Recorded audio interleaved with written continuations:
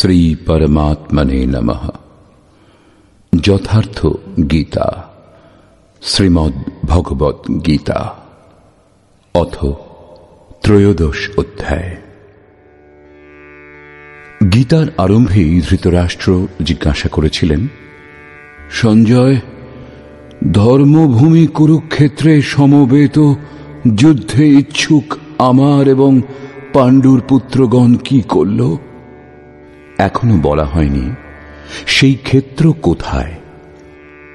প্রস্তুত অধ্যায়ে সেই মহাপুরুষ স্বয়ং নির্ণয় করলেন যে ক্ষেত্রে এই যুদ্ধ হয়েছিল সেই ক্ষেত্র বস্তুত কোথায়। শ্রী ভগবান উবাচ,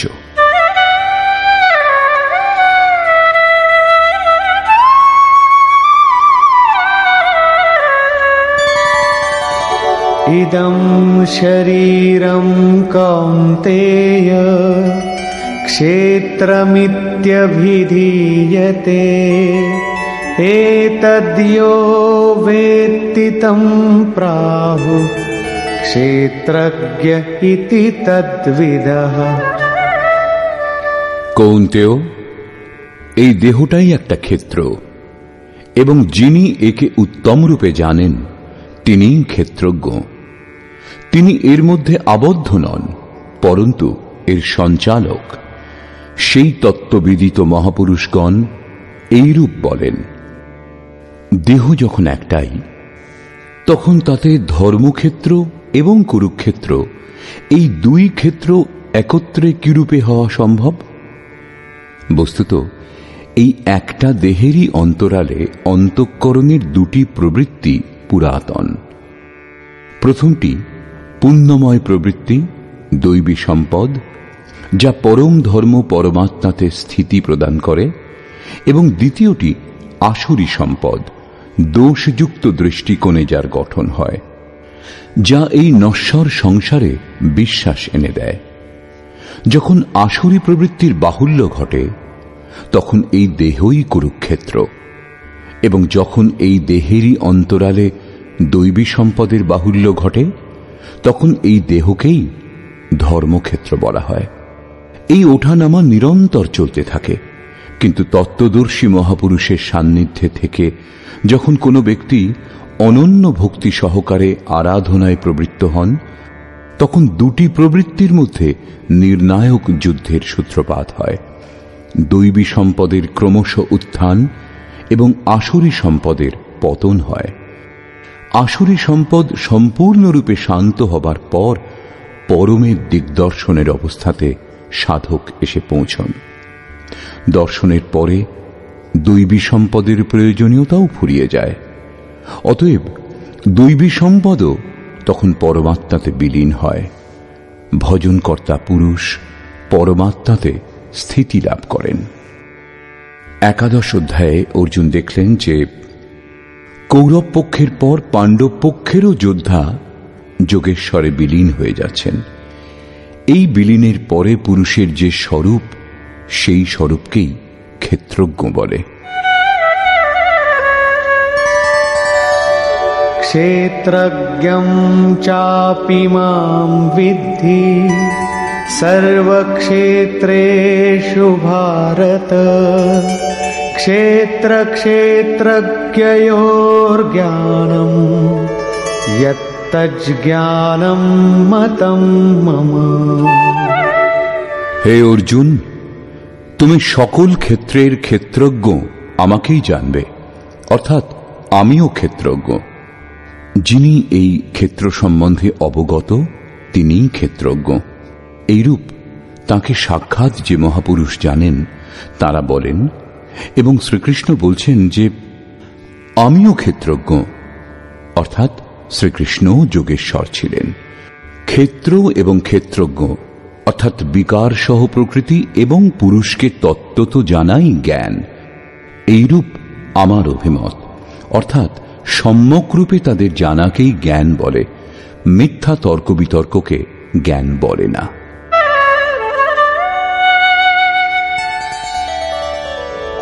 তৎক্ষেত্রম যচ্চ যাত্রিক চ यद्विकारी यतश्च यत् स च यो यत्प्रभावश्च তৎসমাসেন মে শৃণু।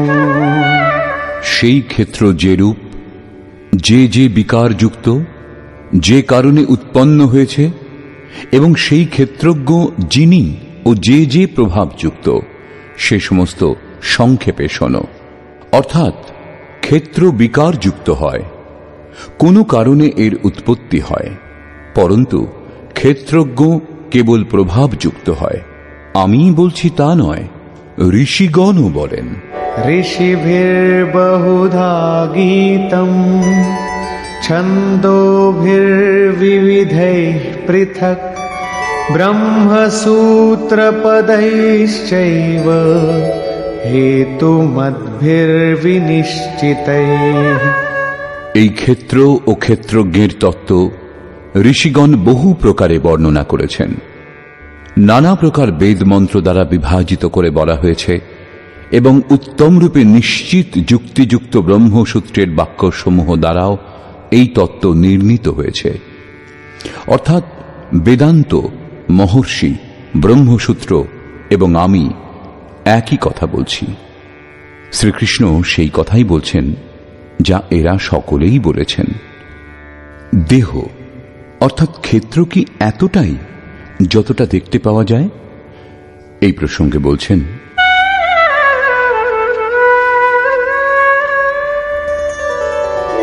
মহাভূতান্যহংকারো বুদ্ধিরব্যক্তমেব চ ইন্দ্রিয়াণি দশৈকঞ্চ পঞ্চচেন্দ্রিয়গোচরাঃ।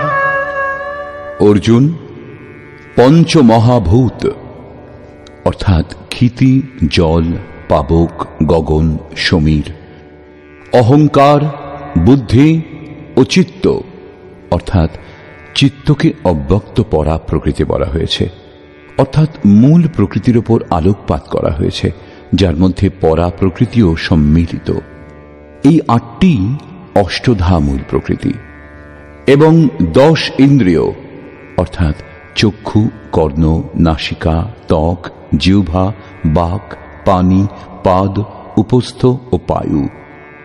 মন ও ইন্দ্রিয়ের পঞ্চ বিষয় রূপ, রস, গন্ধ, শব্দ ও স্পর্শ এবং ইচ্ছা, দ্বেষ, সুখম দুঃখম সংঘাতশ্চেতনা ধৃতি এতৎ ক্ষেত্রম সমাসেন সবিকারমুদাহৃতম।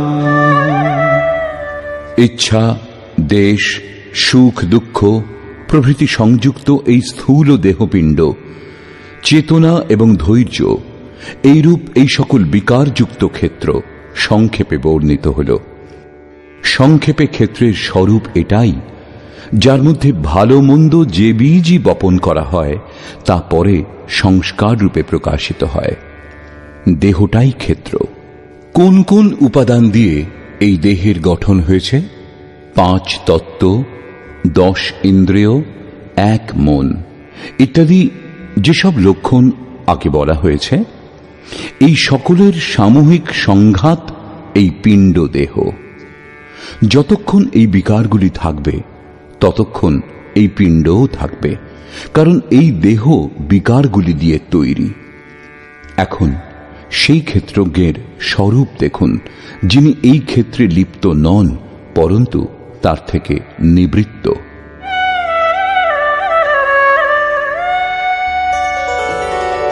অমানিত্বমদম্ভিত্বম অহিংসা ক্ষান্তিরার্জবম আচার্যোপাসনম শৌচম স্থৈর্যমাত্মবিনিগ্রহ।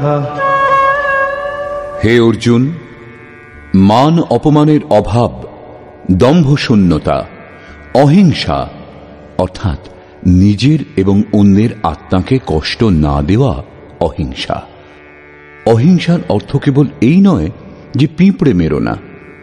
শ্রীকৃষ্ণ বলছেন, নিজের আত্মাকে অধোগতিতে নিয়ে যাওয়া হিংসা এবং তার উত্থান শুদ্ধ অহিংসা। এইরূপ পুরুষ অন্যান্য আত্মার উত্থান হেতু উন্মুখ থাকেন। হ্যাঁ, এর আরম্ভ হয় কাউকে কষ্ট না দেওয়া থেকে। এটা তারই একটা অঙ্গ। অতএব অহিংসা, ক্ষমা, মৌন বাণীর সরলতা, আচার্য উপাসনা অর্থাৎ শ্রদ্ধা ভক্তিপূর্বক সদ্গুরুর সেবা এবং তার উপাসনা, পবিত্রতা, অন্তঃকরণের স্থিরতা, মন এবং ইন্দ্রিয় সহ দেহের নিগ্রহ এবং ইন্দ্রিয়ার্থেষু বৈরাগ্যম অনহংকার এব চ জন্ম মৃত্যু জরা ব্যাধি দুঃখ দোষানুদর্শনম। ইহলোক এবং পরলোকের দেখা শোনা, সমস্ত ভোগের প্রতি আসক্তির অভাব, অভিমান শূন্যতা, জন্ম মৃত্যু, বৃদ্ধাবস্থা, রোগ ও ভোগাদিতে দুঃখ দোষের পুনঃ পুনঃ চিন্তন। আসক্তিরনভিষ্বঙ্গঃ পুত্রদার গৃহাদিষু নিত্যং চ সমচিত্তত্বম ইষ্টানিষ্টোপপত্তিষু। পুত্র, স্ত্রী, ধন ও গৃহাদিতে আসক্তির অভাব, প্রিয় এবং অপ্রিয়ের প্রাপ্তিতে সদা চিত্তের সমভাব। গৃহস্থের এই অবস্থার মধ্য দিয়েই ক্ষেত্রজ্ঞের সাধনা শুরু হয়। ময়ি চানন্যযোগেন ভক্তিরব্যভিচারিণী বিবিক্তদেশসেবিত্বম অরতির্জন সংসদী। আমাতে অনন্য যোগের সাহায্যে, শ্রীকৃষ্ণ যোগী ছিলেন, অর্থাৎ এইরূপ কোন মহাপুরুষে অনন্য যোগে অর্থাৎ যোগের অতিরিক্ত অন্য কিছু স্মরণ না করে অব্যভিচারিণী ভক্তি অর্থাৎ ইষ্টের অতিরিক্ত অন্য কোনো চিন্তা না আসা, নির্জনে বাস, মানুষের সমূহে বাস করার আসক্তি না হওয়া এবং অধ্যাত্মজ্ঞান নিত্যত্বম তত্ত্বজ্ঞানার্থদর্শনম এতজ্জ্ঞানমিতি প্রোক্তম অজ্ঞানম যদতোন্যথা। আত্মার আধিপত্যের জ্ঞানে এক রস স্থিতি এবং তত্ত্বজ্ঞানের অর্থস্বরূপ পরমাত্মার সাক্ষাৎকার, এই সকলকে জ্ঞান বলে এবং এর বিপরীত যা কিছু সমস্তই অজ্ঞান। এইরূপ বলা হয়েছে। সেই পরম তত্ত্ব পরমাত্মাকে সম্যকভাবে জানা জ্ঞান। চতুর্থ অধ্যায়ে তিনি বলেছিলেন, যজ্ঞ সম্পূর্ণ হবার পর পরিণামে যে জ্ঞানামৃত লাভ হয়, সেই জ্ঞানামৃত যিনি পান করেন তিনি সনাতন ব্রহ্মে স্থিতি লাভ করেন। অতএব ব্রহ্মকে সাক্ষাৎ করে যা জানা যায় তাকেই জ্ঞান বলে। এখানেও তাই বলছেন যে তত্ত্বস্বরূপ পরমাত্মার সাক্ষাৎকারের নাম জ্ঞান। এর বিপরীত সমস্ত কিছু অজ্ঞান, অমানিত্ব ইত্যাদি উপরোক্ত লক্ষণ এই জ্ঞানের পূরক। এই প্রশ্ন সম্পূর্ণ হল।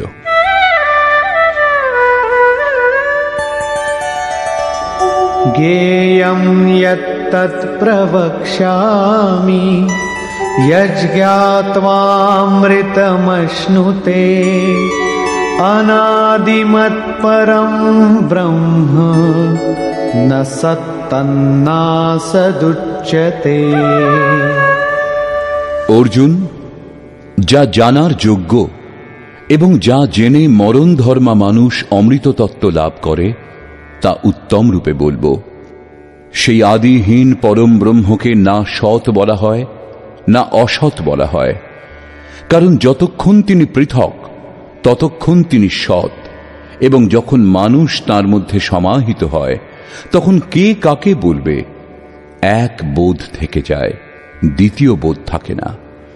এইরূপ স্থিতিতে সেই ব্রহ্ম সৎ নন, আবার অসৎ নন, পরন্তু যা স্বয়ং সহজ তিনি তাই। সর্বতঃ পাণিপাদং তৎ সর্বতোক্ষিশিরোমুখম সর্বতঃ শ্রুতিমল্লোকে সর্বমাবৃত্য তিষ্ঠতি। সেই ব্রহ্ম সর্বদিক থেকে হস্তপদযুক্ত, সর্বদিক থেকে চক্ষু মস্তক এবং মুখ যুক্ত, এবং সর্বদিক থেকে শ্রোত্রযুক্ত, কর্ণযুক্ত, কারণ তিনি সংসারে সকলের মধ্যে ব্যাপ্ত হয়ে স্থিত। সর্বেন্দ্রিয় গুণাভাসম সর্বেন্দ্রিয় বিবর্জিতম আসক্তম সর্বভৃচ্চৈব নির্গুণম গুণভোক্তৃ চ। তিনি সকল ইন্দ্রিয়ের বিষয় সম্বন্ধে অবগত, তা সত্ত্বেও তিনি ইন্দ্রিয় ব্যাপারে ব্যাপৃত নন। তিনি আসক্তি শূন্য, গুণাতীত হয়েও সকলকে ধারণ এবং পোষণ করেন, এবং সকল গুণের ভোক্তা, অর্থাৎ এক এক করে সকল গুণ নিজের মধ্যে লয় করে নেন। যেরূপ শ্রীকৃষ্ণ বলেছেন যে যজ্ঞ এবং তপস্যার ভোক্তা আমি, শেষে সমস্ত গুণ আমাতে বিলীন হয়।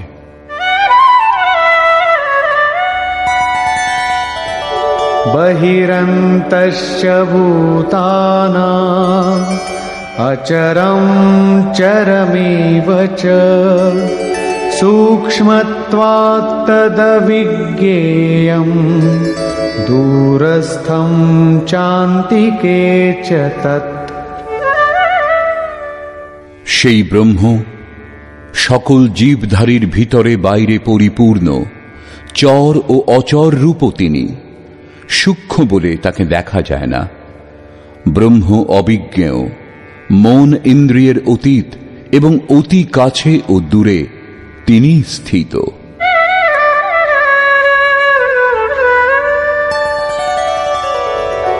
অবিভক্তং চ ভূতেষু বিভক্তমিব চ স্থিতং ভূতভর্তৃ চ তজ্ঞেয়ং গ্রসিষ্ণু প্রভবিষ্ণু চ।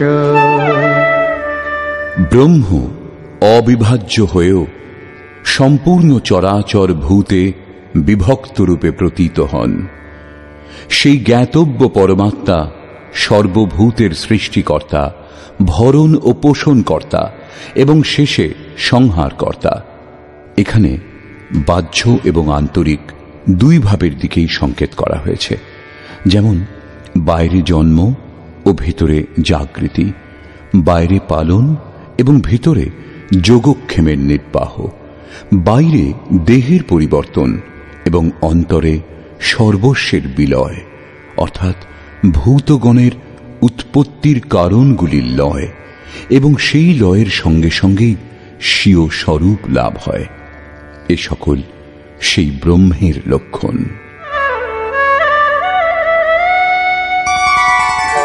জ্যোতিষামপি তজ্জ্যোতিঃ তমসঃ পরমুচ্যতে জ্ঞানং জ্ঞেয়ং জ্ঞানগম্যং হৃদি সর্বস্য বিষ্ঠিতং। সেই জ্ঞেয় ব্রহ্ম জ্যোতিসমূহেরও জ্যোতি, তম থেকে বহু ঊর্ধ্বে বলা হয়েছে। তিনি পূর্ণ জ্ঞান স্বরূপ, পূর্ণ জ্ঞাতা, জ্ঞাতব্য, এবং জ্ঞান দ্বারাই তাকে লাভ করা যায়। সাক্ষাৎকারের পর যা কিছু জানা যায় তাকে জ্ঞান বলা হয়। এইরূপ জ্ঞান দ্বারাই সেই ব্রহ্মকে লাভ করা যেতে পারে। তিনি সকলের হৃদয়ে স্থিত, তার নিবাস স্থান হৃদয়, অন্যত্র খুঁজলে তাকে পাওয়া যাবে না। অতএব হৃদয়ে ধ্যান এবং যোগ আচরণের দ্বারাই সেই ব্রহ্মের প্রাপ্তির বিধান।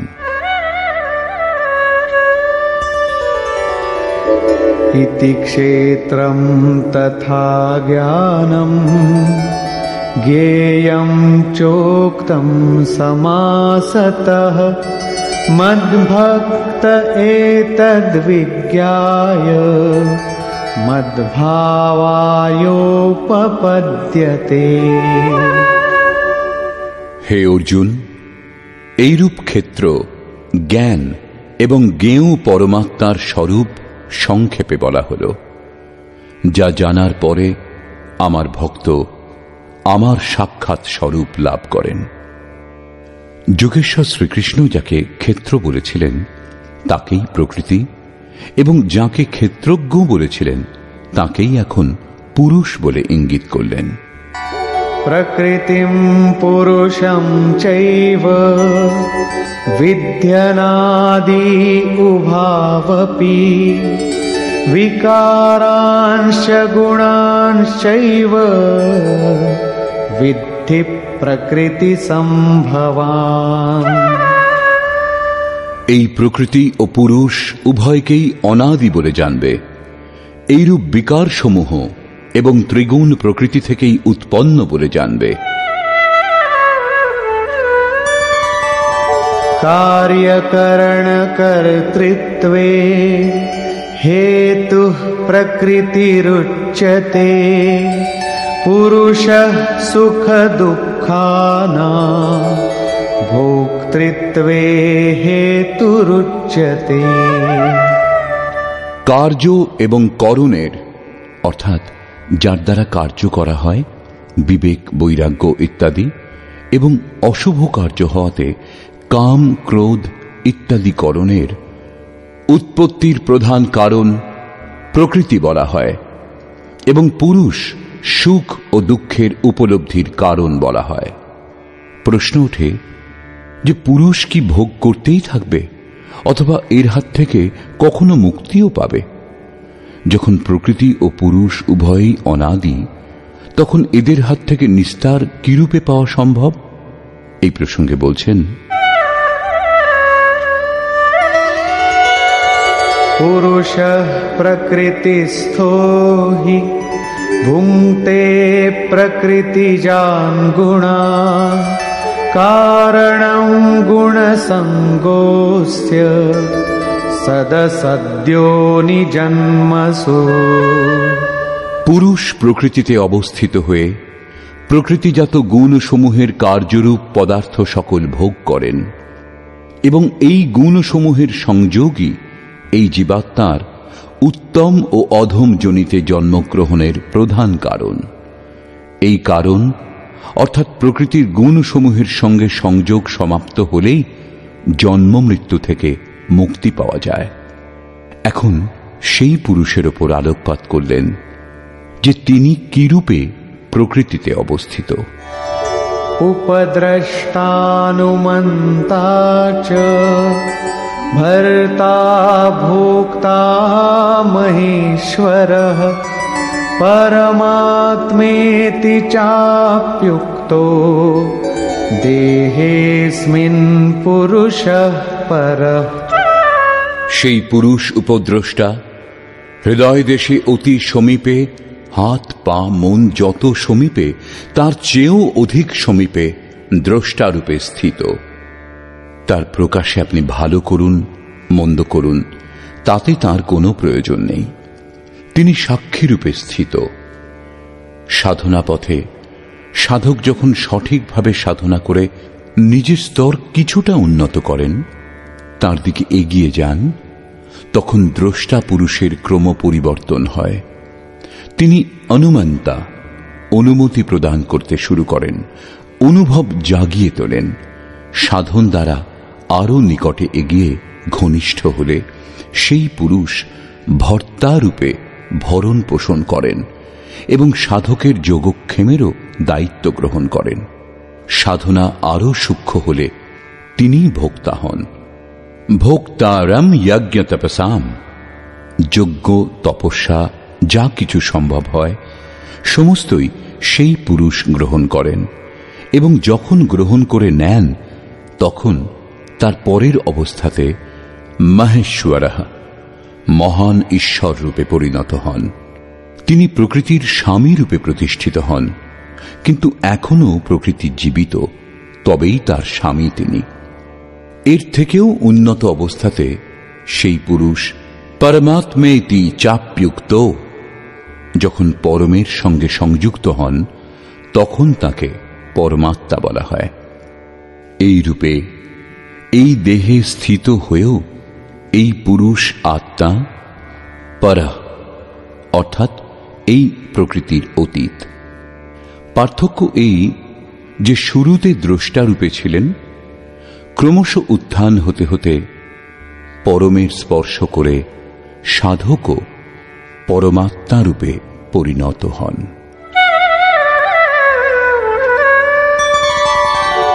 य एवं वेत्ति पुरुषं प्रकृतिं च गुणैः सह सर्वथा वर्तमानोऽपि न स भूयोऽभिजायते। এই রূপ যিনি পুরুষকে এবং গুণ সমূহের সঙ্গে প্রকৃতিকে সাক্ষাৎকার করার পর জানেন, তিনি সমস্ত কর্ম করেও পুনর্বার জন্মগ্রহণ করেন না। একেই মুক্তি বলে। এখনো পর্যন্ত যোগেশ্বর শ্রীকৃষ্ণ ব্রহ্ম ও প্রকৃতিকে প্রত্যক্ষ করে জানার পর যে পরম গতি লাভ হয়, অর্থাৎ তাঁর পুনর্জন্ম থেকে নিবৃত্তির ওপর আলোকপাত করলেন, এবং এখন তিনি সেই যোগের ওপর জোর দিলেন যার প্রক্রিয়া আরাধনা। কারণ এই কর্ম না করলে কারুর প্রাপ্তি হয় না।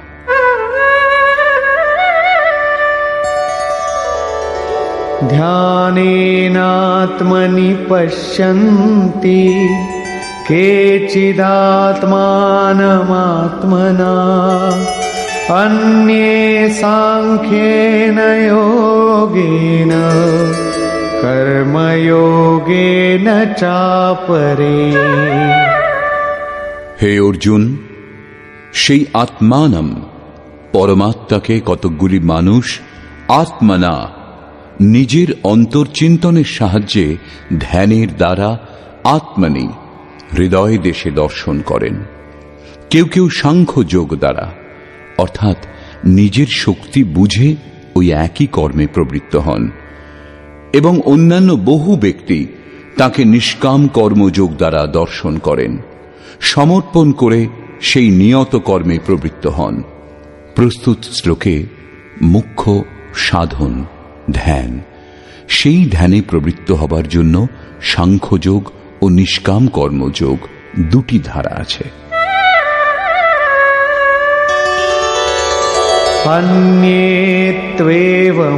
अन्येत्वेवमजानन्तः श्रुत्वान्येभ्य उपासते तेऽपि चातितरन्त्येव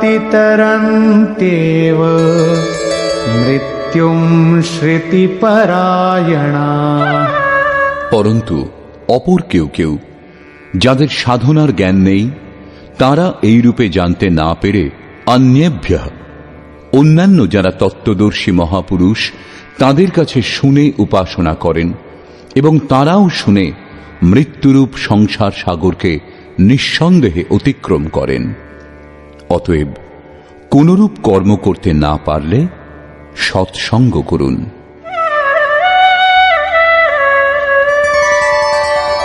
यावत् संजायते किंचित सत्वं स्थावरजंगमम् क्षेत्रक्षेत्रज्ञ संयोगात् तद्विद्धि भरतर्षभ। হে অর্জুন, যা কিছু স্থাবর ও জঙ্গম পদার্থ উৎপন্ন হয় সেই সকলই ক্ষেত্র ও ক্ষেত্রজ্ঞের সংযোগে উৎপন্ন হয় জানবে। প্রাপ্তি কখন হয় এই প্রসঙ্গে বলছেন,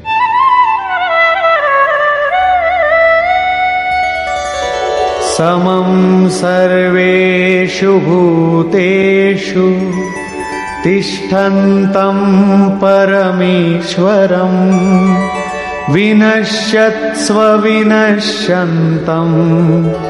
यः पश्यति स पश्यति। যিনি বিনাশশীল চরাচর সর্বভূতে নির্বিশেষভাবে অবস্থিত অবিনাশী পরমেশ্বরকে দর্শন করেন, তিনি যথার্থ দেখেন। অর্থাৎ সেই প্রকৃতির নাশ হবার পরেই তিনি পরমাত্ম স্বরূপ, এর পূর্বে নয়। এই সম্বন্ধে অষ্টম অধ্যায়ে বলেছিলেন, ভূত ভাবোদ্ভব করো বিসর্গঃ কর্ম সঙ্গীতঃ। ভূতগণের সেই সমস্ত ভাব, যা ভালো অথবা মন্দ, যা কিছু সংস্কার সংরচনা করে, সেই সমস্ত লোপ হওয়াই কর্মের পরাকাষ্ঠা। সেই সময় কর্ম সম্পূর্ণ হয়। সেই কথাই এখানেও বলছেন। যিনি চরাচর ভূতকে ধ্বংস হতে দেখেন এবং পরমেশ্বরকে সমভাবে স্থিত দেখেন, তিনি যথার্থ দেখেন। समं पश्यन्हि सर्वत्र समवस्थितमीश्वरं न हि नस्त्यात्मनात्मानं ततो याति परां गतिम्। কারণ সেই সমদর্শী পুরুষ সর্বত্র নির্বিশেষ রূপে অবস্থিত পরমেশ্বরকে তিনি যে রূপ, সেই রূপ দর্শন করেন। সেই জন্য নিজে নিজেকে ধ্বংস করেন না, কারণ যা ছিল তাই তিনি দেখেছিলেন। সেই জন্য তিনি পরম গতি লাভ করেন। প্রাপ্তিযুক্ত পুরুষের লক্ষণ বলছেন।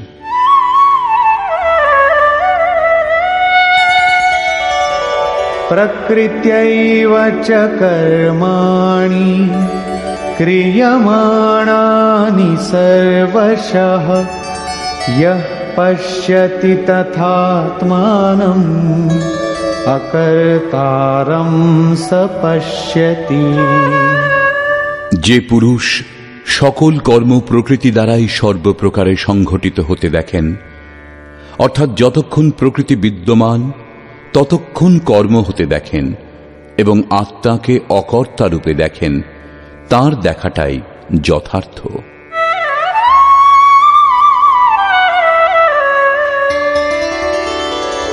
यदा भूतपृथग्भावम्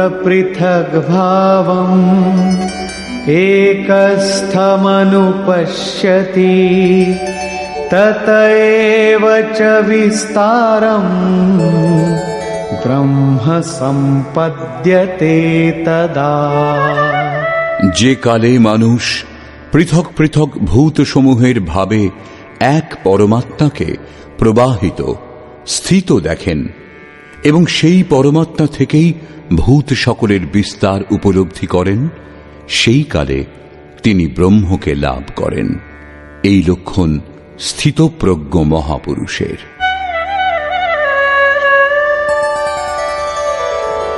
अनादित्वान् निर्गुणत्वात् परमात्मायमव्ययः शरीरस्थोऽपि कौन्तेय न करोति न लिप्यते। কৌন্তেয়, এই অবিনাশী পরমাত্মা অনাদি ও নির্গুণ। সেই জন্য তিনি দেহে অবস্থিত হলেও বাস্তবে কোনো কর্ম করেন না এবং লিপ্তও হন না। কিরূপে?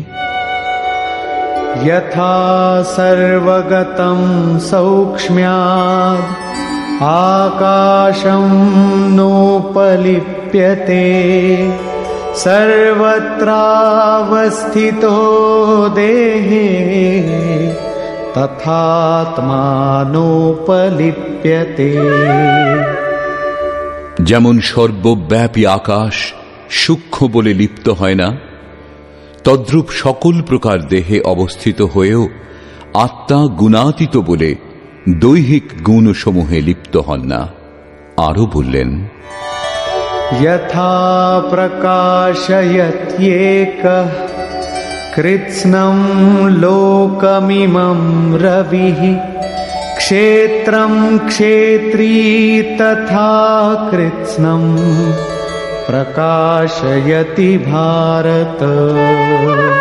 অর্জুন, যেরূপ একমাত্র সূর্য সমগ্র জগৎকে আলোকিত করে, সেইরূপ এক আত্মা সমস্ত ক্ষেত্রকে প্রকাশিত করে।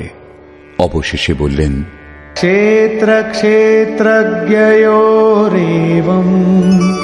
अन्तरं ज्ञान चक्षुषा भूत प्रकृति मोक्षं च ये विदुर्यान्ति ते परम्।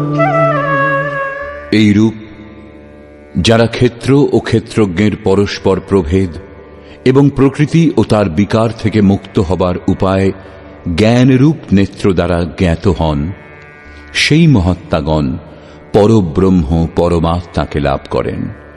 অর্থাৎ ক্ষেত্র ক্ষেত্রজ্ঞকে জ্ঞানচক্ষু দ্বারা দেখা যায় এবং জ্ঞান সাক্ষাৎকারের পর্যায়ভুক্ত। নিষ্কর্ষ, গীতা শাস্ত্রের শুরুতে ধর্মক্ষেত্র কুরুক্ষেত্রের নাম উল্লেখ করা হয়েছে, কিন্তু সেই ক্ষেত্র বস্তুত কোথায়, সেই স্থান সম্বন্ধে বলা বাকি ছিল, যা শাস্ত্রকার স্বয়ং প্রস্তুত অধ্যায়ে স্পষ্ট করেছেন। কৌন্তেয়, এই দেহটাই একটা ক্ষেত্র।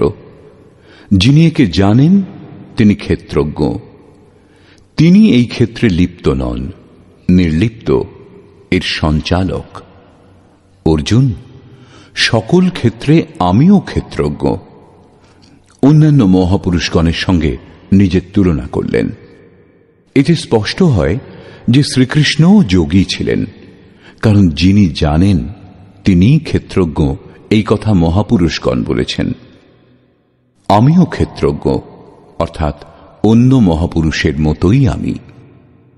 অতএব ক্ষেত্র যেরূপ যে যে বিকারযুক্ত, ক্ষেত্রজ্ঞ যে যে প্রভাবযুক্ত, তার উপর আলোকপাত করলেন।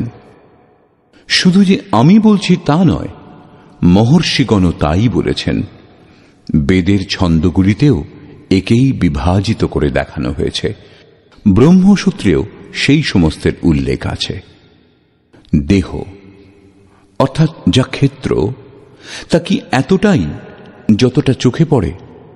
এই দেহের উৎপত্তির পেছনে যে যে কারণ বিদ্যমান, তাদের গণনা করে বললেন যে অষ্টধামূলক প্রকৃতি, অব্যক্ত প্রকৃতি, 10 ইন্দ্রিয় এবং মন, ইন্দ্রিয়সমূহের 5টি বিষয়, আশা, তৃষ্ণা ও বাসনা, এইরূপ এই বিকারসমূহের সামূহিক মিশ্রণ এই দেহ।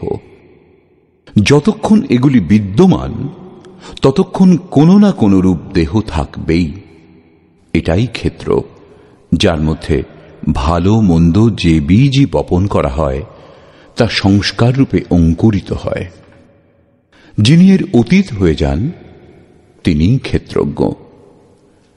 ক্ষেত্রজ্ঞের স্বরূপ বলার পর তিনি ঈশ্বরীয় গুণধর্মের ওপর আলোকপাত করলেন এবং বললেন যে এই ক্ষেত্রের প্রকাশক ক্ষেত্রজ্ঞ। যোগেশ্বর বললেন, সাধনা সম্পূর্ণ হবার পর পরম তত্ত্ব পরমাত্মার প্রত্যক্ষ দর্শন জ্ঞান। সম্যকভাবে জানাটাই জ্ঞান। এর অতিরিক্ত যা কিছু আছে সে সমস্ত অজ্ঞান। জানার যোগ্য হলেন পরাৎপর ব্রহ্ম। তিনি সৎ নন এবং অসৎ নন। তিনি এই দুইয়ের অতীত। তাঁকে জানার জন্য মানুষ হৃদয়ে ধ্যান করেন, বাইরে মূর্তির সম্মুখে নয়। বহু ব্যক্তি সাংখ্যযোগের মাধ্যমে ধ্যান করেন। বহু ব্যক্তি নিষ্কাম কর্মযোগ সমর্পণের সঙ্গে তাকে লাভ করার জন্য সেই নির্ধারিত কর্ম আরাধনার আচরণ করেন। যারা এই বিধি জানেন না, তারা তত্ত্বস্থিত মহাপুরুষগণের কাছে শুনে আচরণ করেন। তারাও পরম কল্যাণ প্রাপ্ত হন। অতএব যদি কিছু বোধগম্য না হয়, তাহলে তার জ্ঞাতা মহাপুরুষের সৎসঙ্গ আবশ্যক। স্থিতপ্রজ্ঞ মহাপুরুষের লক্ষণ বলার পর যোগেশ্বর শ্রীকৃষ্ণ বললেন, যেরূপ আকাশ সর্বব্যাপী হয়েও নির্লিপ্ত, সূর্য যেরূপ সর্বত্র প্রকাশিত করেও নির্লিপ্ত, সেইরূপ স্থিতপ্রজ্ঞ পুরুষ সর্বত্র সম ঈশ্বর যেরূপ তদ্রূপ দেখার ক্ষমতা যার, তিনি ক্ষেত্র থেকে অথবা প্রকৃতি থেকে সম্পূর্ণরূপে নির্লিপ্ত। অবশেষে তিনি নির্ণয় করে বললেন যে ক্ষেত্র ও ক্ষেত্রজ্ঞকে জ্ঞানরূপ নেত্র দ্বারাই জানা সম্ভব।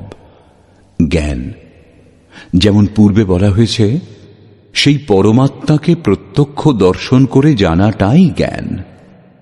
শাস্ত্র সকল মুখস্থ করে আবৃত্তি করাকে জ্ঞান বলে না, পরন্তু অধ্যয়ন এবং মহাপুরুষগণের কাছে সেই কর্মকে বুঝে সেই কর্মের আচরণ করে মন এবং ইন্দ্রিয়সমূহ নিরুদ্ধ এবং নিরুদ্ধের বিলয়কালে পরম তত্ত্বকে দর্শন করে যে অনুভূতি হয়, সেই অনুভূতির নাম জ্ঞান। ক্রিয়া আবশ্যক। বর্তমান অধ্যায়ে মুখ্যত ক্ষেত্রজ্ঞের বিস্তারপূর্বক বর্ণনা করা হয়েছে। বস্তুত ক্ষেত্রের স্বরূপ ব্যাপক হয়। দেহ বলা সোজা, কিন্তু এই দেহের সম্বন্ধ কত দূর পর্যন্ত বিস্তৃত? বলা যেতে পারে সমগ্র ব্রহ্মাণ্ড মূল প্রকৃতির বিস্তার।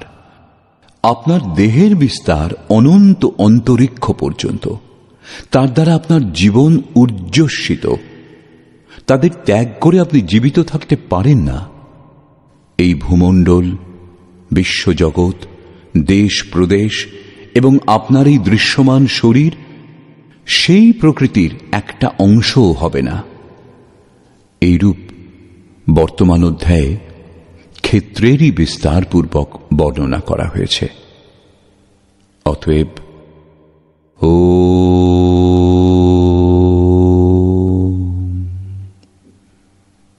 এই প্রকার শ্রীমদ্ ভগবদ্ গীতারূপী উপনিষদ এবং ব্রহ্মবিদ্যা তথা যোগশাস্ত্র বিষয়ক শ্রীকৃষ্ণ ও অর্জুনের সংবাদে ক্ষেত্র ক্ষেত্রজ্ঞ বিভাগ যোগ নামক ত্রয়োদশ অধ্যায় সম্পূর্ণ হল।